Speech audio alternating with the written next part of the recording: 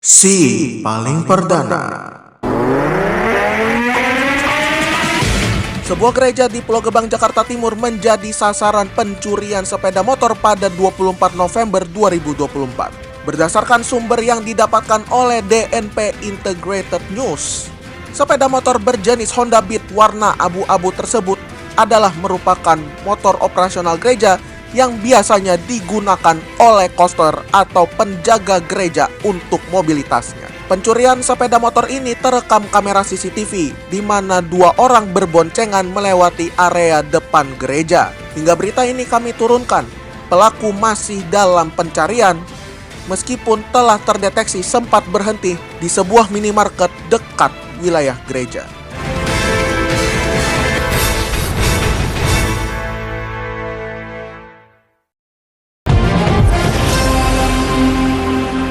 Selamat malam Indonesia dan selamat bergabung dalam DNP Evening News edisi 25 November 2024. Ragam informasi yang faktual dan terkini telah kami siapkan untuk mengisi ruang informasi Anda. Bergabunglah bersama saya Kevin Manoy untuk menyimak fokus utama pada malam ini.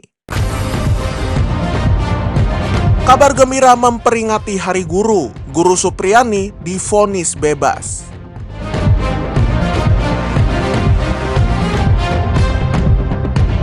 Indonesia tolak tawaran investasi Apple untuk angkat larangan jualan iPhone 16.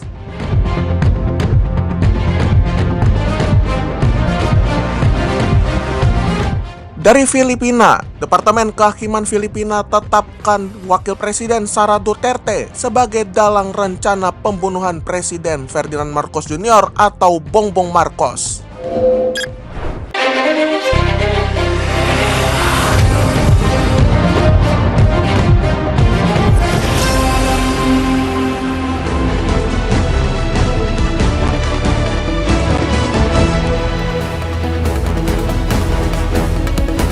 Election 360 membuka lembaran DNP Evening News pada malam ini. Ketua Komisi Pemilihan Umum atau KPU RI, Muhammad Afifuddin menegaskan bahwa Gubernur Bengkulu Rohidin Mersyah yang berstatus tersangka korupsi tetap bisa dilantik apabila terpilih dalam Pilkada serentak 2024. Menurutnya hal ini lantaran status hukum Rohidin yang masih sebagai tersangka bukan terpidana.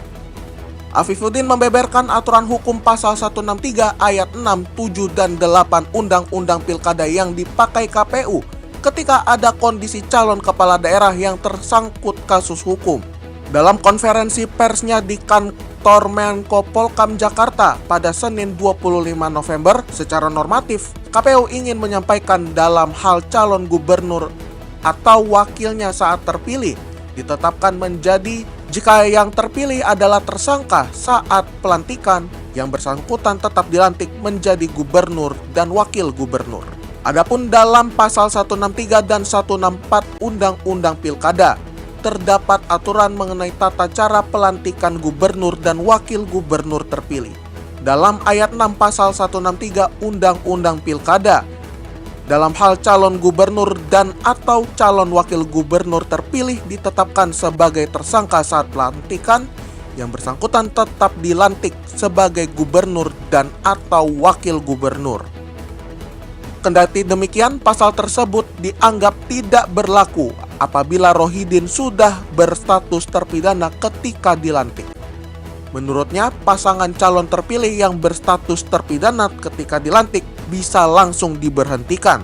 Dalam hal calon gubernur dan wakil gubernur terpilih ditetapkan sebagai terpidana berdasarkan keputusan pengadilan yang telah berkekuatan hukum tetap pada saat pelantikan, yang bersangkutan tetap dilantik dan atau wakil gubernur juga diberhentikan sebagai gubernur dan wakil gubernur apabila sudah terpidana, ungkap Afifuddin. Rohidin merupakan calon gubernur petahana yang diusung Golkar, PKS, P3, dan Partai Hanura dalam Pilkada Provinsi Bengkulu.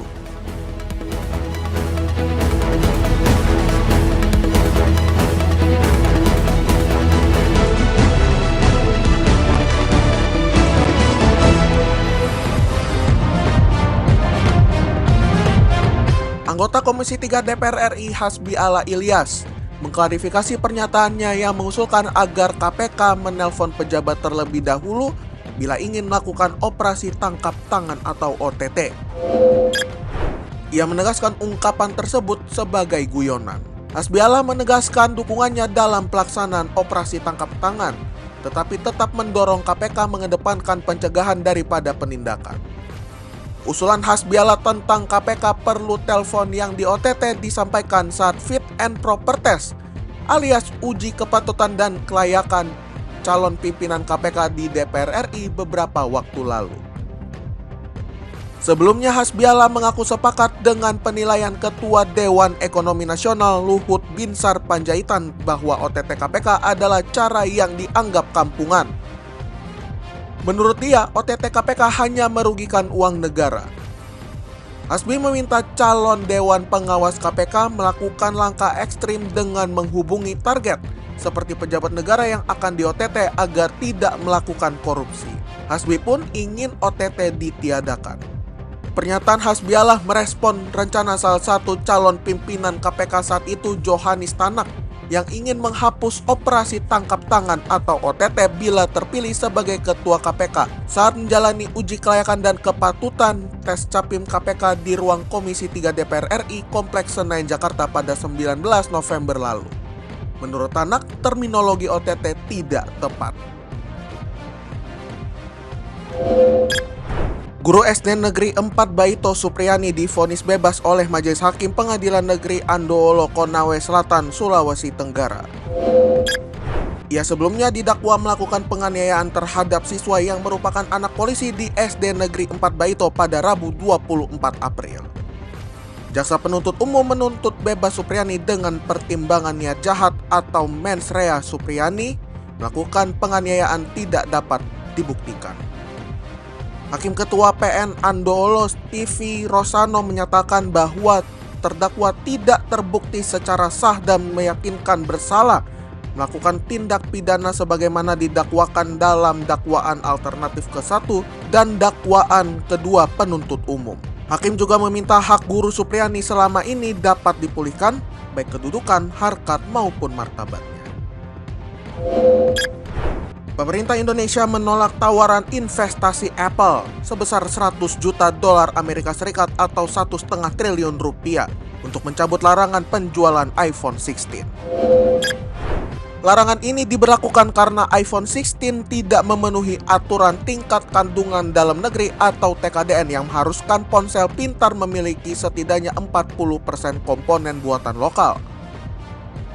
Apple sebelumnya telah mengajukan proposal investasi, namun jumlahnya kurang dari 109,6 juta dolar Amerika Serikat atau 1,7 triliun yang dijanjikan. Setelah diperingatkan pada 11 Oktober 2024, pemerintah Indonesia memberlakukan larangan penjualan iPhone 16 per 28 Oktober. Tawaran awal Apple sebesar 10 juta dolar Amerika Serikat atau 159 miliar rupiah tambahan dianggap tidak memadai. Dan pada 19 November, Apple meningkatkan tawaran hingga 100 juta dolar Amerika Serikat. Pemerintah Indonesia menginginkan komitmen lebih besar dalam hal manufaktur.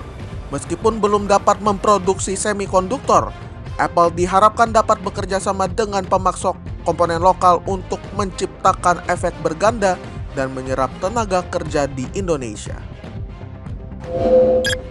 Perusahaan migas Shell Indonesia membantah akan menutup seluruh unit stasiun pengisian bahan bakar umum atau SPBU di Indonesia. Shell Indonesia menyatakan bahwa informasi yang beredar terkait rencana Shell untuk menutup seluruh SPBU di Indonesia tidak benar.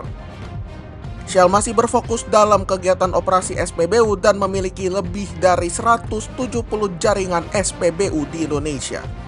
Shell enggan berkomentar lebih jauh mengenai spekulasi yang terjadi di pasar dan tetap fokus pada kegiatan operasi SPBU untuk para pelanggan. Kabar Shell akan menutup SPBU di Indonesia muncul dan dikaitkan dengan kondisi bisnis penyaluran retail bahan bakar minyak di Indonesia.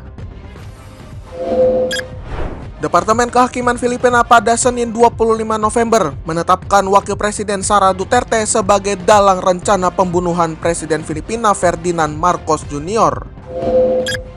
Sara Duterte diberi waktu 5 hari untuk menjawab panggilan pengadilan dan menjelaskan pernyataannya dalam konferensi pers pada Sabtu 23 November.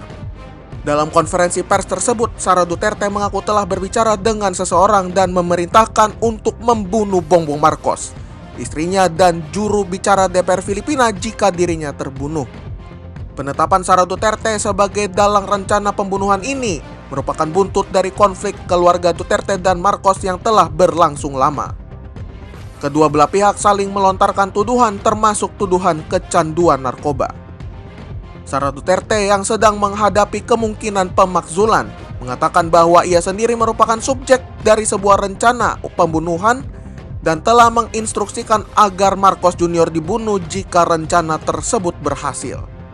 Dalam konferensi persnya, Sara Duterte juga menyebut ibu negara Liza Araneta Marcos dan sepupu Presiden Martin Romualdez sebagai target potensial. Istana Kepresiden Filipina menanggapi komentar Sara Duterte tersebut sebagai ancaman aktif dan menegaskan bahwa upaya kriminal semacam itu tidak boleh dibiarkan begitu saja. Wakil Menteri Kehakiman Filipina Jesse Andres menegaskan bahwa Wakil Presiden tidak kebal dari tuntutan hukum dan dapat menjadi subjek dari kasus pidana atau administratif. Demikian tadi DNP Evening News edisi 25 November 2024. Ragam informasi yang faktual dan terkini lainnya dapat Anda ikuti dalam DNP Evening News setiap Senin hingga Jumat di platform podcast kesayangan Anda serta kanal YouTube kami DNP Media Network. Ikuti juga DNP on the Weekend setiap Sabtu dan Minggu di platform podcast kesayangan Anda. Kritik dan saran dapat Anda layangkan melalui email kami di redaksi @dnpmedianetwork.com. Kunjungi juga situs kami di dnpmedianetwork.com untuk mendapatkan informasi yang faktual dan terkini lainnya. Mewakili kerabat kerja yang bertugas, saya Kevin Manoy pamit undur diri. DNP Integrated News, lebih informatif, lebih terinformasi. Selamat malam Indonesia dan selamat beristirahat.